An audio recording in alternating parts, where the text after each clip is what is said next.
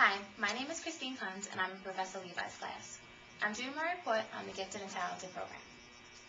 The Gifted and Talented program is a district-based program that begins in kindergarten and first grade in every borough in New York. There are 5 different Gifted and Talented districts. Each school accepts children from all boroughs who meet the requirements. In order to gain entry into a Gifted and Talented program, children must complete a series of testing. I will read a sample question from this test. This is an example of a sample page from a practice test for the Gifted and Talented program. Next to the sheet are the instructions. The adult is instructed to say, "Today we are going to do some interesting activities that are like puzzles. I'm going to give you a booklet. Leave your booklet closed until I tell you what to do. Be sure that the child gets the booklet, a pencil, and an eraser." The adult is instructed to say, "Open your booklet to page 3. Now, look at the first row where you see the little star at the beginning of the row. Put your finger on the star. Make sure your child has opened their booklet correctly and page 3 is showing." The adult will say, "When pictures go across the page like this, we say they are in a row. Demonstrate this by moving your finger across the page from left to right. Say, in this row, you see a girl playing a piano, a girl drawing, a boy playing a harmonica, a boy playing a trumpet, and a girl playing a violin. One of these pictures shows something that does not belong because it is not like the other pictures. Let's figure out together which picture does not belong. All the pictures in this row show children doing something. Can you tell me what makes one of these children different from the others?" The adult will pause for reply. The adult will say, "Yes, that's right. The picture that shows the girl drawing is different, isn't it? All the other children are playing an instrument. The girl drawing does not belong with the other pictures in this row." Now, I will show you how to mark your answer. Do you see the little circles under the pictures? We call these answer spaces, since the girl drawing does not belong with the other pictures in this row.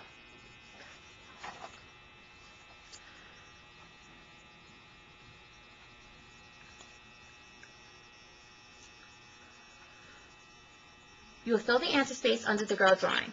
This is how you mark. Show your child how to mark the space by drawing an answer circle and filling it in. Your child need not keep their mark completely within the answer circles, and all the space within the circle does not have to be filled in. Show your child how to erase an answer they might want to change. After you begin to administer the test, make sure that the child is following directions properly.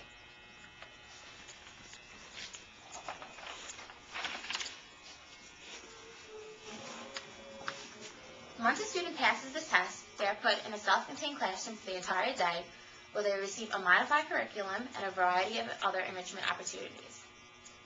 The Department of Education uses 2 different assessments for the Gifted and Talented program. The first is called the Otis Lennon School Ability Test, or the OLSAT, and the Bracken School Readiness Assessment, or the BSRA. These assessments measure each child's intellectual abilities. The Otis Lennon School Ability Test is designed to measure verbal, quantitative, figural, and reasoning skills. The test uses questions which detect likeness and difference, word recollection, definition, classification, sequence, arithmetic, analogies, and following directions. This is a test measuring cognitive abilities and assessing a child's thinking and reasoning skills. It is multiple choice and divided into 4 parts: verbal comprehension, verbal reasoning, pictorial reasoning, and figural reasoning. The other assessment is called the Bracken School Readiness Assessment, and this is used to measure a student's concept knowledge and receptive language skills for school readiness. It measures a student's knowledge of colors, letters, numbers, sizes, comparisons, and shapes. Every single question used in both assessments have been rigorously reviewed by educators and specialists to ensure that there be no bias in questions. In order to be eligible for the Gifted and Talented program, the students must meet certain requirements. First of all, the child must receive 3s and 4s continuously on their report cards. After testing, the child must score at the 90th percentile, which is a score of 97% or better on the assessments. The child must also be zoned in a district where there is an accredited gifted and talented program. And finally, the child must live in New York. This concludes my summary of the Gifted and Talented program. Hope you enjoyed it.